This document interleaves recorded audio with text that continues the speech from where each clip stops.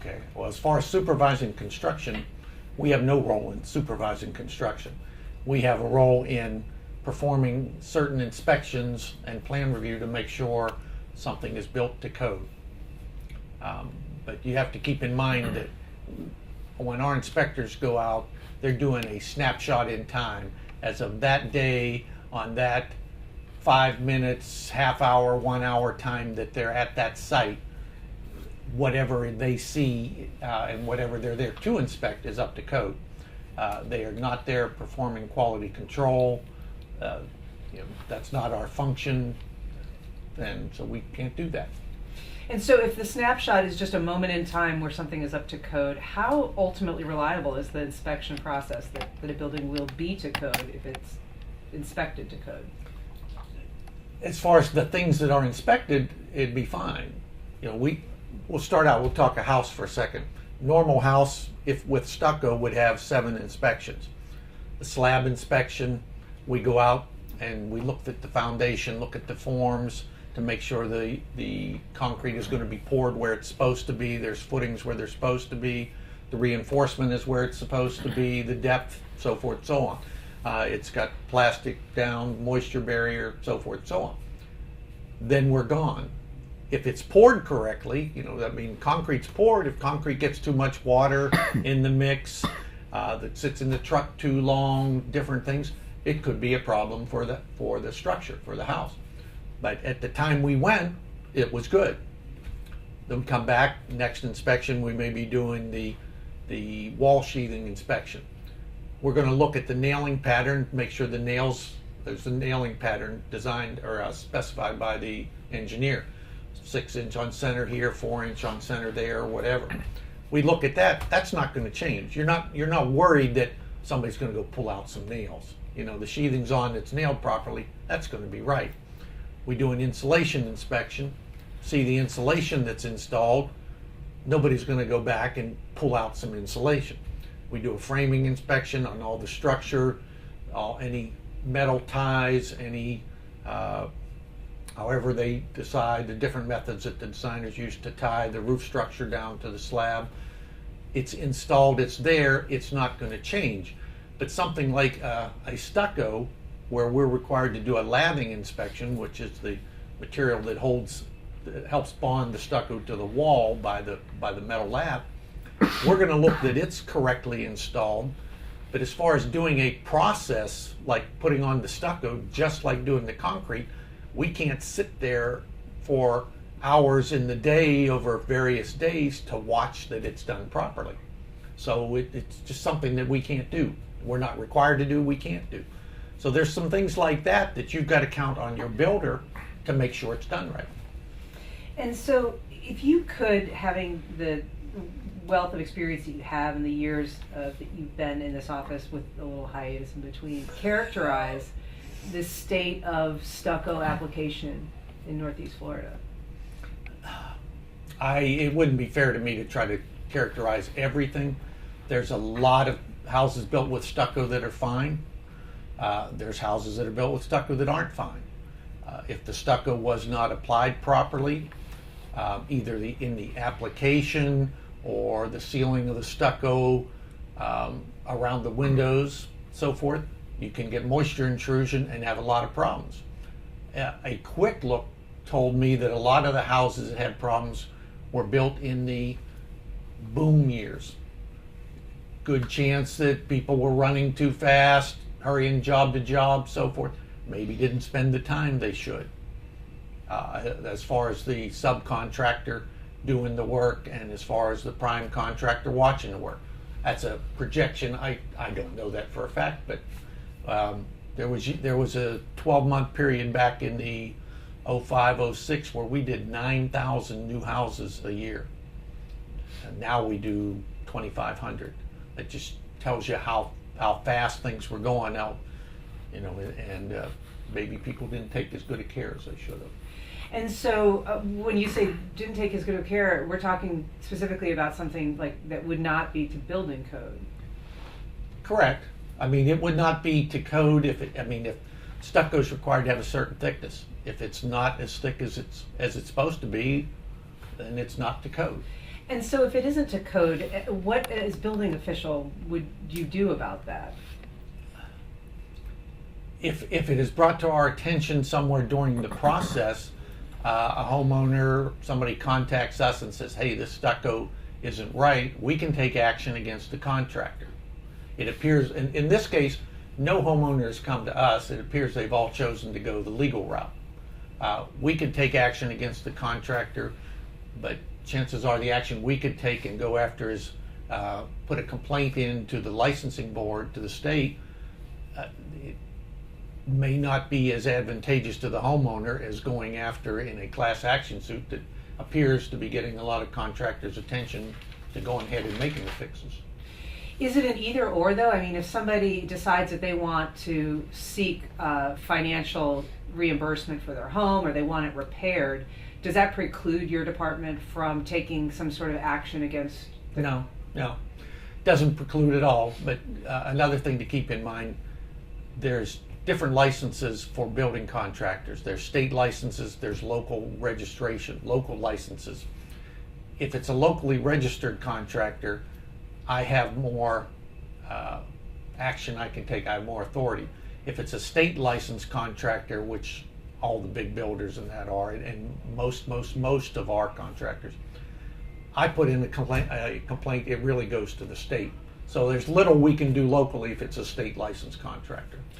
How often do you make complaints? I'd have to research. We have cases over at our local board quite often. They vary in different kinds. I couldn't tell you a number. Would those be complaints filed by you or your office? There's some that we may find and file. There's some that we get notified by a homeowner, business owner, whatever. We work with them and they may help file the complaint. And if you just had to ballpark how many complaints, say in the last 10 years? I couldn't tell you. I would be off. I mean, do you think is it more than one or two, or? Oh, sure. I have a small code enforcement section, which works on work done without permit, unlicensed contractors. They look into those type things. One of those guys, I've specialized more in filing the complaints to our local board and that. I mean, that's his full-time job, so it's definitely more than one or two, but I just couldn't tell you a number. Can you think of any that have been against license holders or qualifying agents for like a volume builder? I just can't say. I'm not intimately familiar with the ones he does. He's keeps very busy on it, but I couldn't tell you that. Mm-hmm. Is that something we could circle back on? Because is this something we could check on and Sure. and find out? Sure. So, looking, kind of holistically, or as a, maybe a homeowner in that neighborhood, or just a homeowner in any neighborhood, looking at a neighborhood where there's a lot of problems that have cropped up, same builder. Are you typically aware of that? Like, how would you know if there is a problem like that? If a homeowner alerts us, we would know. I can get notified if my inspector that may be in the area is noticing there's a lot of restuccoing going on. He's in a subdivision. If it's a build-out subdivision that was done a number of years ago, he may not be in there much compared to a new one. He's in there a lot of times. But if he's in there, he may note that I'm seeing a lot of restuccoing going on. They're tearing off the whole stucco on this house, completely redoing it. I know that way. If I get somebody, an attorney, asking for information on, public records requests on drawings, this, that, and inspection records, that would be a way I could know.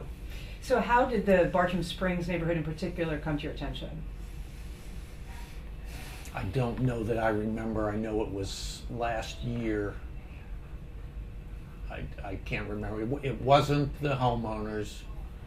It wasn't an inspector. It may have been an attorney wanting information, but I'm not positive. It may have been something else. I'm not positive. And so what would you say your awareness of that neighborhood is right now? Like, what's your impression of what's going on there, what the problems are? I'm aware that there is a class action suit. I'm aware that a lot of them are being fixed. assuming paid for by the builders.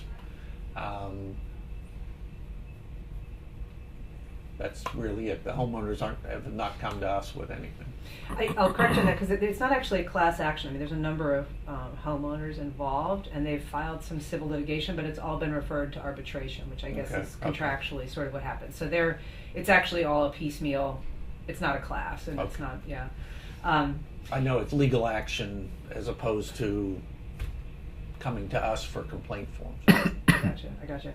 And so, knowing that, is there anything at this point that you plan to do?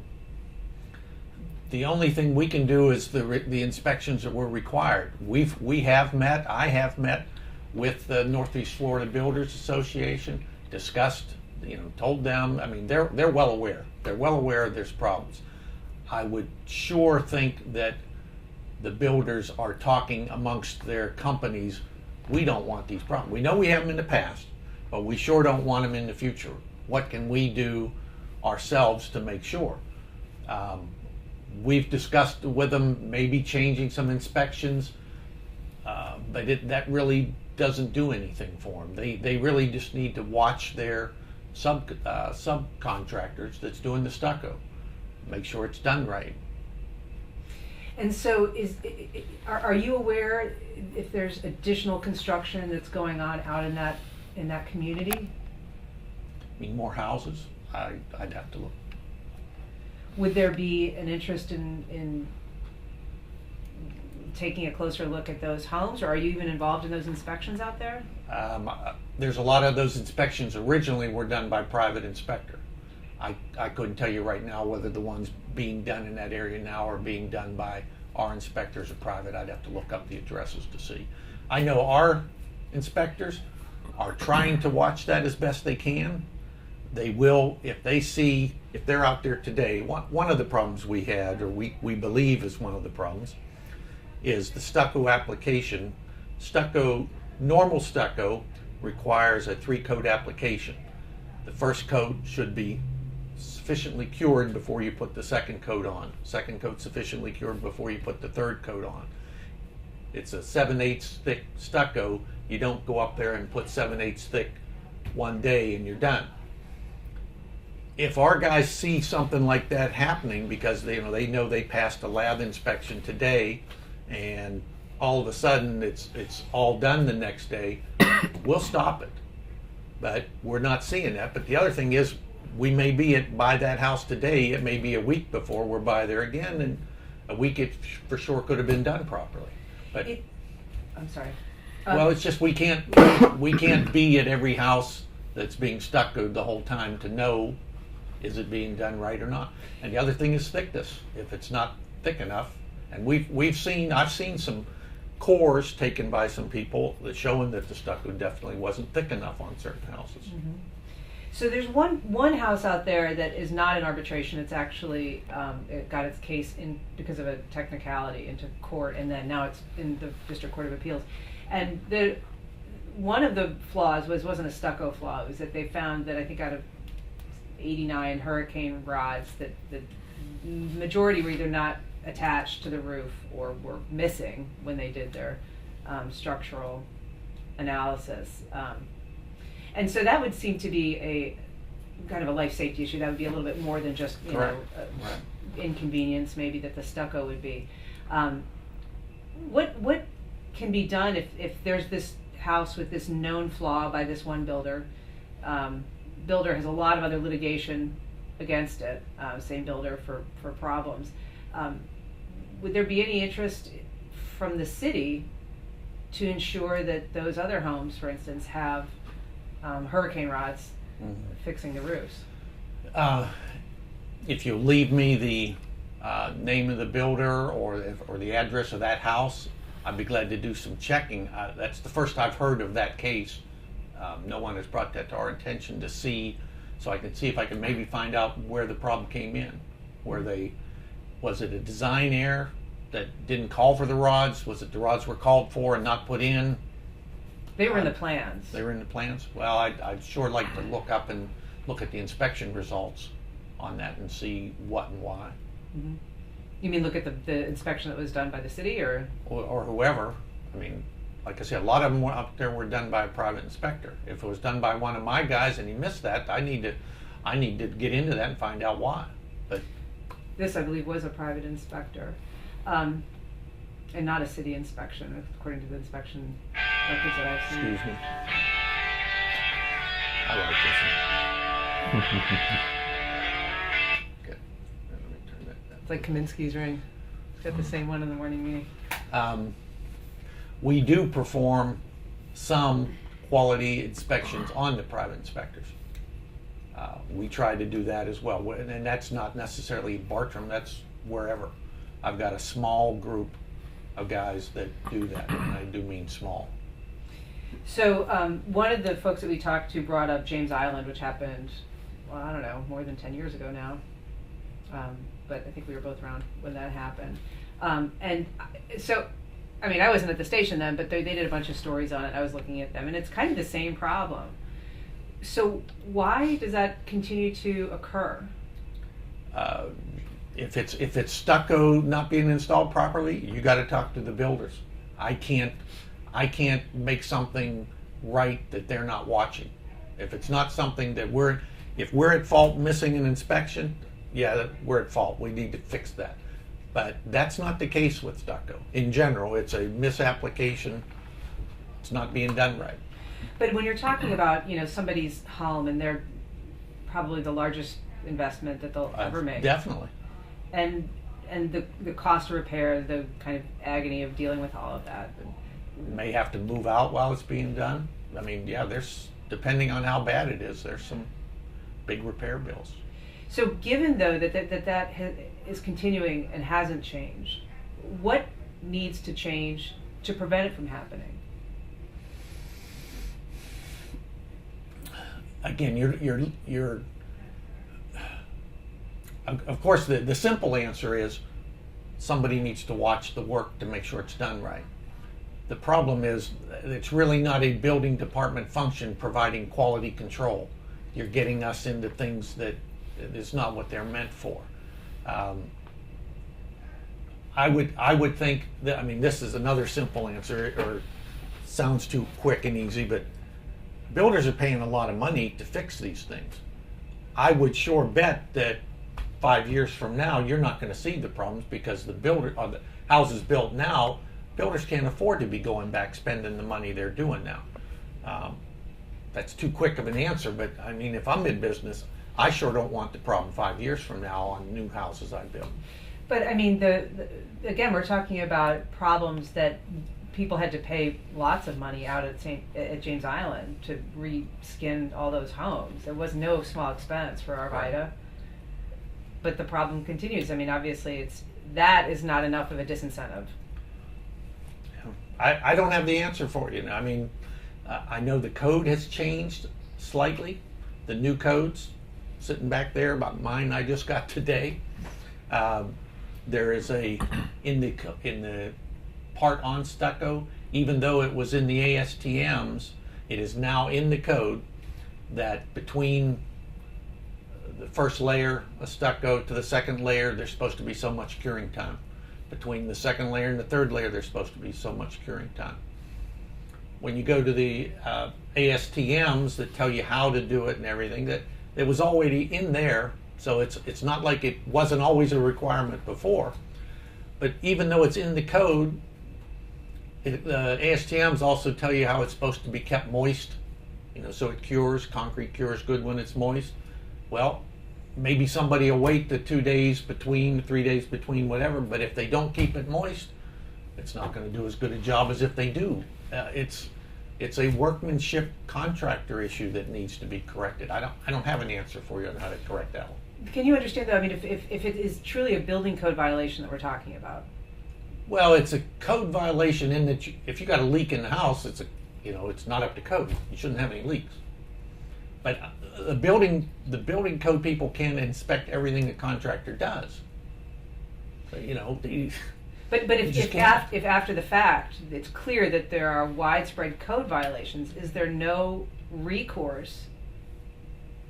The recourse, I mean, to me, the builder owes owns the problem owes the homeowner. But I mean, it could be the same thing with any kind of a problem, whether it's an electrical problem that the electrical contractor didn't wire right, mechanical problem.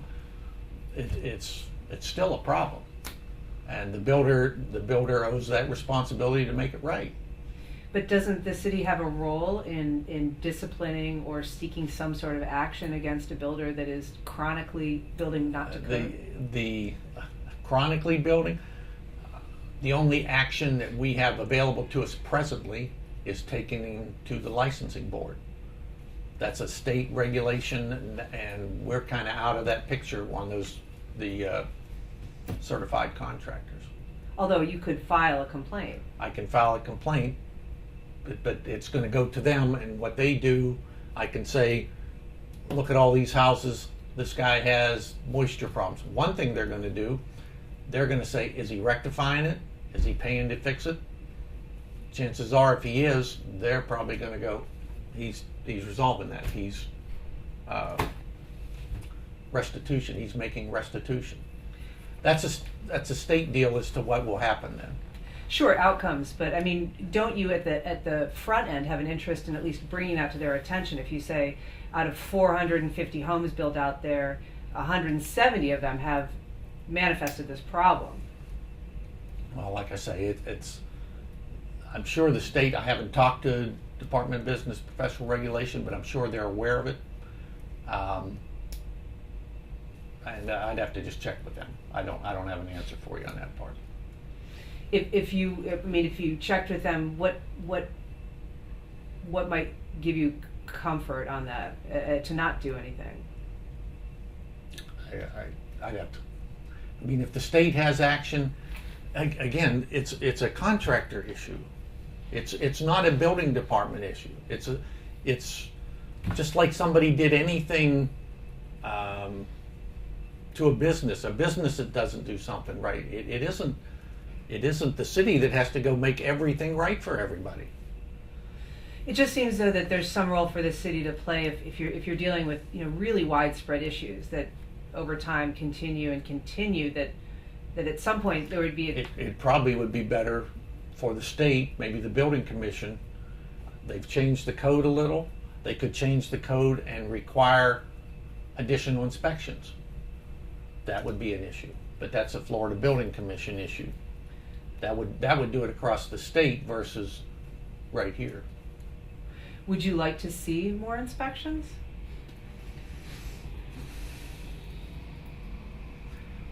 I'm just trying to, again, in that case with stucco, if there was more inspections, it could be helpful. If there was inspections between coats, so to speak, that way we could make sure if the one coat was done today, that the other coat wasn't put on right away. That kind of thing. Again, we can't be there the whole time while they're doing it, but it would give us a chance to look at the coat. You put on a coat today, you call for an inspection, you can't. That gives time for the other one, for that one to cure. We could go out, see that one's the right thickness. Hopefully, see that there is some moisture on it, so it's curing properly. That wouldn't hurt. It'll drive slightly up the cost of the house.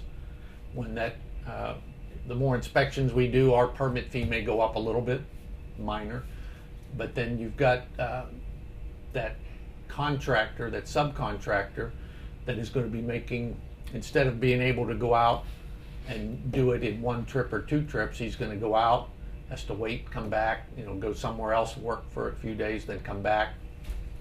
They may want more money, may drive up the price of the house a little bit.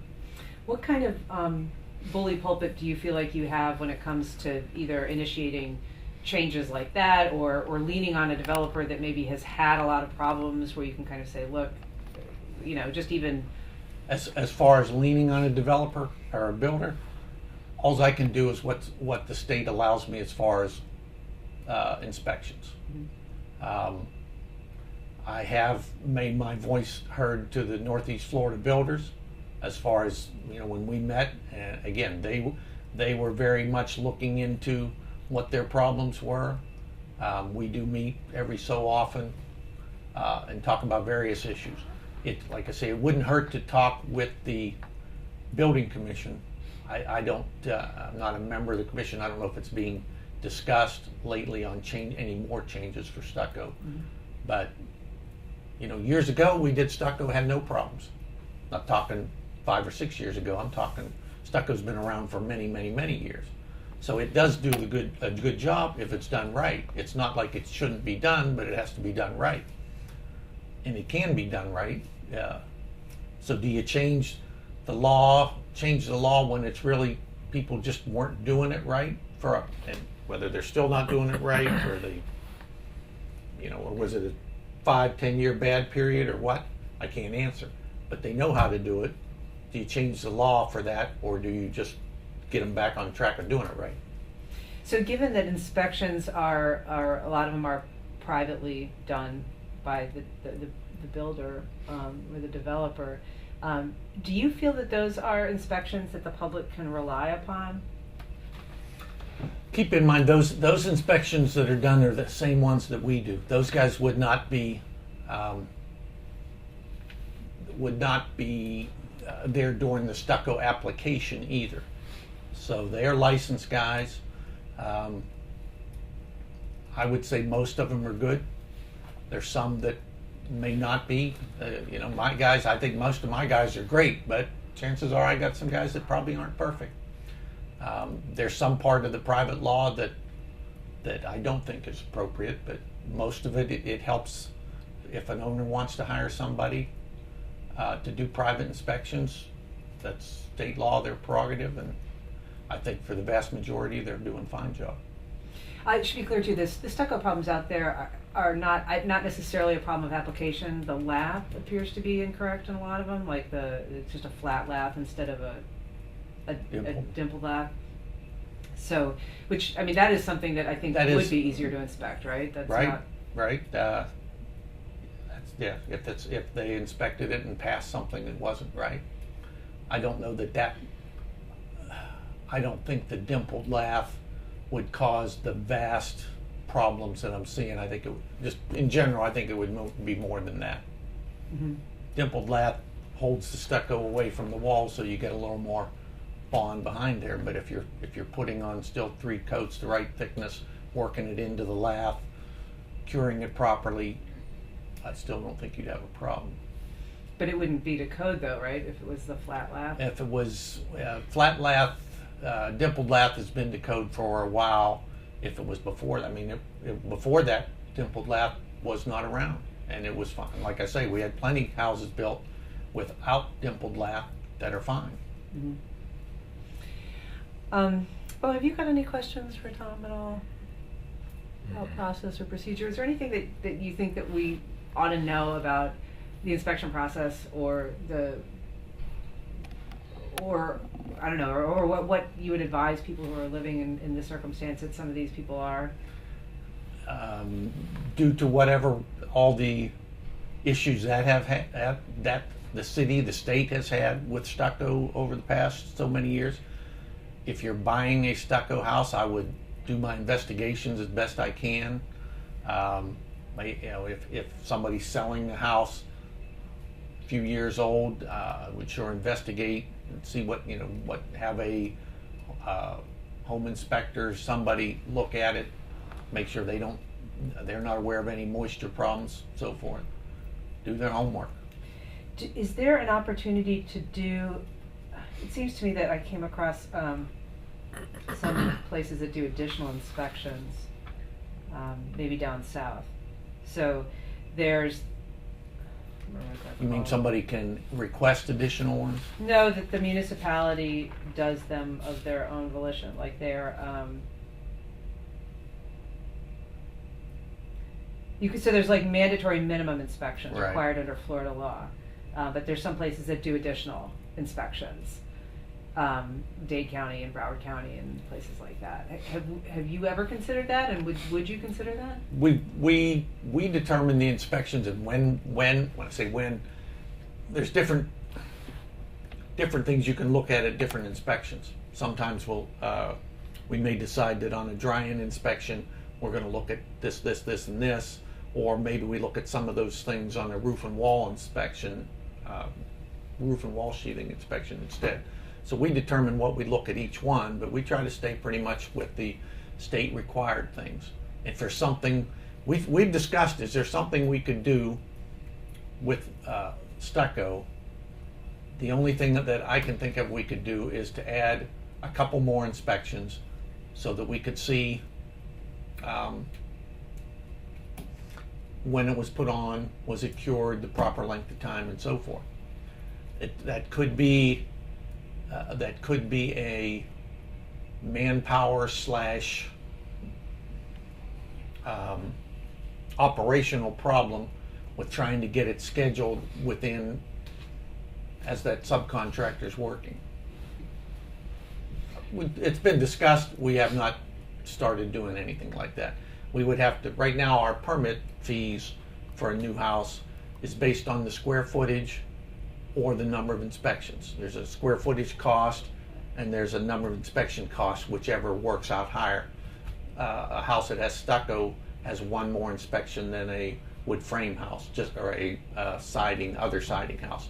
Sometimes the number of inspections takes care of or is the most, so that's the determining factor in the cost of the permit. Sometimes it's the other. If we added more inspections, it would most probably add more cost to the permit.